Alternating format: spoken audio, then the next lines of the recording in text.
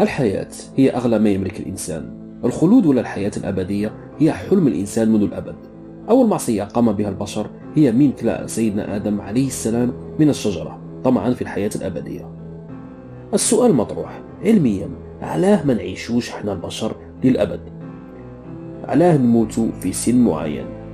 السر نلقوه داخل الخلايا تاعنا. في 1961 العالم الأمريكي ليونارد هايفليك أثبت أن الخلايا لا تستطيع الانقسام والتجدد إلى الأبد، واكتشف باللي كاين حد أي عدد محدد للانقسام موراه الخلية ما تقدش تنقسم. سموا العلماء هذا الحد ب هايفليك ليميت، وهذا الحد هو من بين العوامل الوراثية لتحدد عمر الإنسان، وكأنه هناك ساعة مضبوطة داخل خلايانا اللي تحدد العمر تاعنا.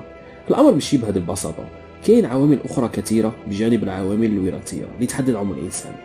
في 1971 العالم الروسي أولوفنيكوف قام بوضع نظرية لتفسير هايفليك ليميت، وقال بأن أطراف الكروموزومات التيلومير اللي تناقص الطول تاعها بعد كل انقسام خلوي هي المسؤولة، وبأن هذه الأطراف تحتوي على أنزيم التيلوميراز وهو المسؤول عن مدة حياة الخلية. ولأهمية هذا الأنزيم خصصت جائزة نوبل للطب لعام 2009 إلى 3 علماء من أجل أعمالهم على التيلوميراز. كاين علماء اللي قدوا يتجاوزوا الهايفليك ليميت سعيا لإعطاء الخلايا الحياة الأبدية. وهناك بعض التجارب اللي داروها على الفئران أثبتت أن هذا الأنزيم يزيد من عمر الفئران. ما يروحش راسكم بعيد شوية، أغلب الأبحاث اللي راهي تندار في هذا المجال هي من أجل محاربة بعض الأمراض القاتلة. دونك خدمة سيونس فيكسيون باللي نقدروا نخترعوا دواء ونقدروا نعيشوا به لقرون وقرون، مازال وقتها شوية. صح زعما علاه ما نخلوش راسنا يروح بعيد؟ لو كان تخيلوا نديروا شوية سيونس فيكسيون، زعما لو كان إنسان يولي عنده الشباب الأبدي وما يموتش بالشيخوخة، شا غادي يصرى؟ غادي نحكي لكم واحد القصة ولا سيناريو تخيلته. تخيلوا معايا إنسان عادي تعرض لحادث بسيط وصارت له طفرة وهو ما على بالاش. كبر هذا الشخص ومروا عليه عدة سنوات. هذا الإنسان تعرض لحادث آخر وموراها لاحظ باللي بالرغم من مرور الوقت إلا أنه ما راش تظهر عليه علامات الكبر. هذا الإنسان اكتسب خاصية الشباب الأبدي ويقدر يهرب من الشيخوخة والموت. ومين الإنسان يكون شاب إلى الأبد غادي يجيب ولاد كما يبغي، وهذو الأولاد يكتسبوا الصفات اللي ورثوها على الأب تاعهم، يعني يعيشوا شباب ويتكاثروا بسرعة. وبعد مرور سنوات الشخص الواحد تحول إلى مجموعة كبيرة، خلونا نسموها كلون. غادي نديرو بوز بالخوف باش فهمكم مين جبت كلمة كلون. بما أنني متأثر بفيلم ستار وورز قلت نستعمل كلمة كلون نسبة إلى الجيوش تاع البشر المستنسخين. نعاود نقولوا الحكاية تاعنا. هادو الشباب كثرتهم وقوتهم تغلبوا على الشرطة المحلية لتحافظ على النظام العام في المدينة، وبدأ ينتشر جو من الشغب والضغط الشديد بسبب كثرة السكان وانعدام النظام، وزاد الموارد مثل الماء والأكل قلت. فقرر الكلون سرقة الموارد من المدن الأخرى ويديروا توصيلات وقنوات خاصة بالماء والكهرباء باش يقدروا يعيشوا. الكلون هذا أصبح مدينة عظيمة ذاتية التسيير وتسرق الموارد تاعها من المدن الأخرى المجاورة. لهذا البشر العاديين اللي يعيشوا حولها ماتوا ولا هاجروا أغلبهم. المدينة العظيمة هذه أعلنت استقلالها عن البلد اللي هي فيه وسموا نفسهم دولة ريك ماك. وهنا الجيش تاع البلد أعلن الحرب على الدولة الجديدة ولات كاين حالة طوارئ. حكام الدولة الجديدة كرد فعل على الحرب المعلنة أصدروا قانون باش يخيروا بعض المجموعات للهجرة سرا إلى بلدان أخرى. هذا القانون هو اللي قضى على البشرية لأن حالة الحرب انتشرت في جميع البلدان، وبعد سنوات من الحرب مات الجميع، البشر العاديين لأنهم خسروا الحرب، وليزي مقتال سكان ريكناك ماتوا بالمجاعة لأنهم ما بقاو شي ياكلوا، بما أنهم كانوا عايشين بالموارد اللي يدوها من البشر العاديين. وكأنه حتى لو انتصرنا على الشيخوخة وبقينا شباب إلى الأبد، في الأخير غادي نموتوا بسبب آخر.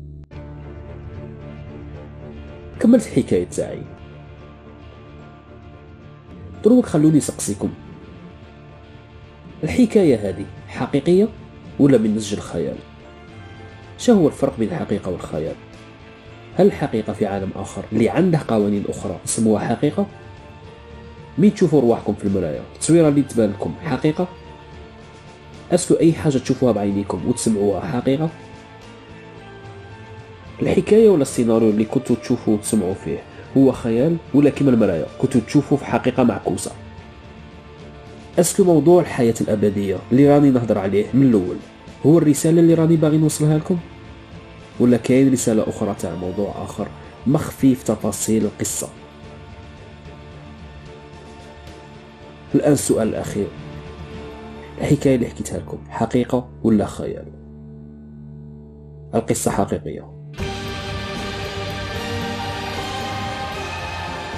حقيقة، ولكن ما تصراش لينا احنا البشر، تصرى من داخلنا للخلايا تاعنا. هذه القصة هي حقيقية بجميع التفاصيل. هذه الحكاية هي حكاية مرض. هذا المرض يعطل جينات في الخلية مثل P53، فتستمر الخلية بالانقسام والعيش وتتجاوز الحد اللي هضرنا عليه في البداية، هاي فليك ليميت. وكأن خلايانا عندها نفس مطامعنا في الخلود، وعندما تكتشف خلية سر الحياة الأبدية تصبح هذه الخلية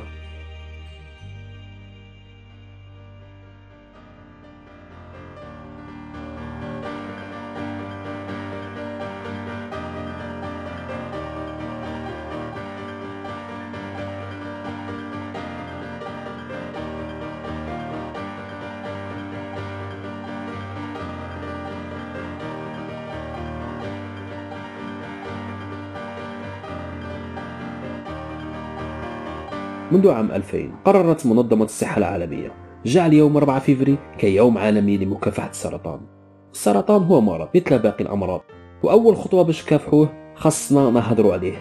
حنا كاع عندنا مسؤولية تحسيس وتوعية جيراننا، أصدقائنا وعائلتنا لضرورة القيام بالفحص للكشف المبكر عن هذا المرض. وفي الاخير ما تنسوش ديروا لايك وتبارطاجوا الفيديو، تضربوا طلع على المصادر في لا ديسكريبسيون. ما تنسوش ثاني ديروا سبسكرايب باش تشوفوا لي فيديو الجايين، وديروا لايك على صفحة هيليوم. وشكرا.